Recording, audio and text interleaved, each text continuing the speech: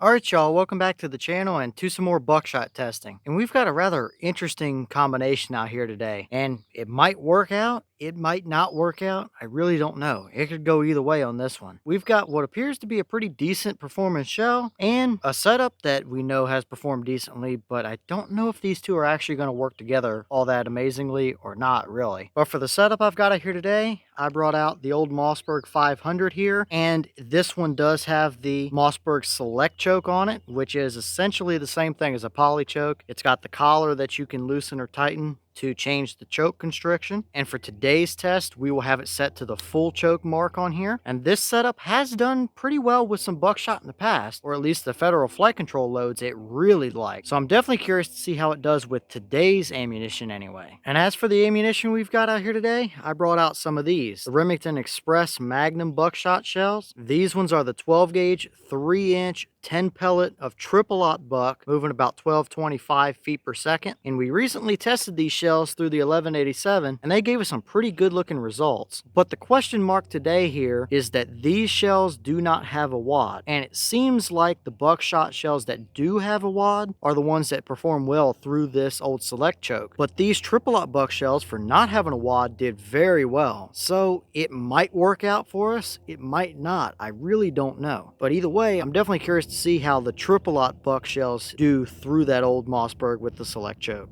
So as for our test today, we're going to do it the same as we always do. I have the big sheet of paper set up downrange at 40 yards. I also have the chronograph, so we'll be able to get our velocity. And I also have a few templates out here today. Depending on how decent of a pattern we actually get, we can lay those up and get a better reference point as to how it would have done in some different scenarios. So let's get you guys set up with a view of this target, and we'll take our shot, look at our chrono, and then go down and see how it actually performed. This might work out well for us, or it might not. I really don't know. So let's go over here and take this shot and see what kind of performance it actually gives us.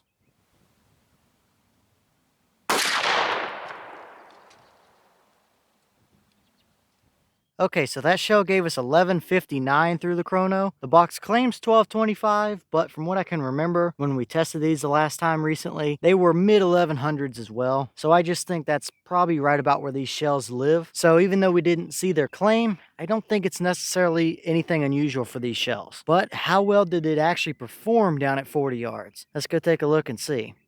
Alright, so now we're down here at our 40-yard paper, and this is what we got. And it's definitely not anything amazing, I wouldn't say. Now, for reference, the paper is 36 inches wide by a little bit more on the tall side, and the white dot there was my point of aim. And we had a total of 8 of the 10 pellets actually hit the paper here. Chances are the other 2 are probably a touch off the high edge of the target. But what we do see here is almost a circle of a pattern. So it's pretty interesting looking. Now, we did have a couple right close to my point of aim, but we might have been just a touch high overall on the pattern. And out of the 8 pellets we have here on the paper, I did measure it, and it gave us an 18.5-inch spread, which by the numbers' sake isn't terrible. But clearly it's a little bit larger than that anyway, because we're missing a couple pellets. And it doesn't really help when you have a big giant hole right in the middle of your pattern where you would kind of want pellets to actually be at, that's for sure. But still, for the sake of doing it, let's throw a couple of our templates up here and see what it looks like. We'll start off with the 10-inch circle and put it over our point of aim and just see what it looks like for a start anyway.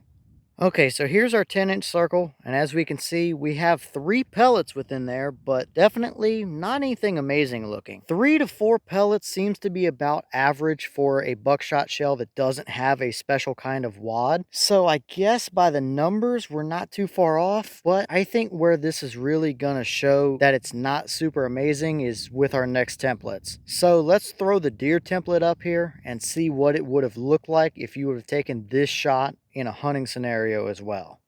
Okay, so here's our deer template, and for reference, we have a front leg down there at the bottom, and his neck just starts off to the right edge. So if we line our point of aim up with roughly where we would want it to kind of be, that gave us 5 of the 10 total pellets that would have hit this deer. Now we do have 2, maybe 3, these lower couple down here, that probably would have gotten into something vital anyway. Maybe a little bit of the front edge of the heart or the bottom edge of the lungs there. So I definitely think that would have done enough damage. We had one that was quite a bit farther back and one that was up kind of center of the start of the neck. So do I think you would have gotten this deer? Yeah, probably so. Now he might have ran a little ways depending on if you would have gotten into any heart or artery related things down there with those bottom few pellets. But I do think you would have come home with the deer at the end of the day. So I guess it was good enough, but still, I mean, we can very clearly see how right around my point of aim there, we have really nothing to speak of. So it would have probably done the job, but it's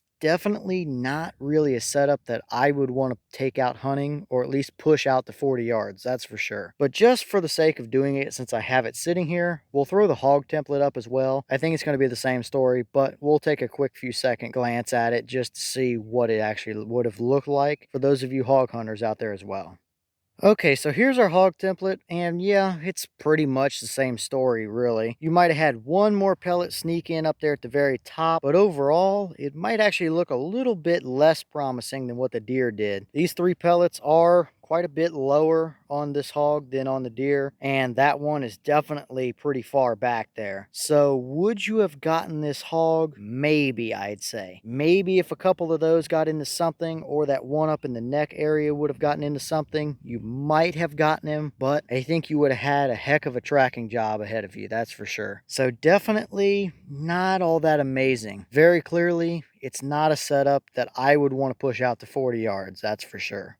All right, y'all. Well, what did you think about that performance there? Definitely not anything great or amazing, and I really don't like that we pretty much had a circular pattern with next to nothing in the middle of it. So definitely not a combination that I would want to take out, at least to 40 yards anyway, that's for sure. But at the end of the day, I'm not entirely surprised that we saw results like this either, because that old Mossberg Select choke seems to like when Buckshot has a wad. So these results are definitely not all that surprising, all things considered here. But what did you guys think about it? Is that about what you expected to see, or were you hoping for a little bit better? And if you have an old poly choke or select choke and have tried either these Remington triple aught buck shells or another triple aught buck shell through it, what has been your results? Leave all that down in the comments. But with that being said, we've got plenty more testing coming y'all's way, so stay tuned. As always, we have the channel Instagram as well as the mailbox where you can send things if you'd like. All that information will be in the description if you're interested, but I'm going to get back to it, so I'll see y'all in the next one.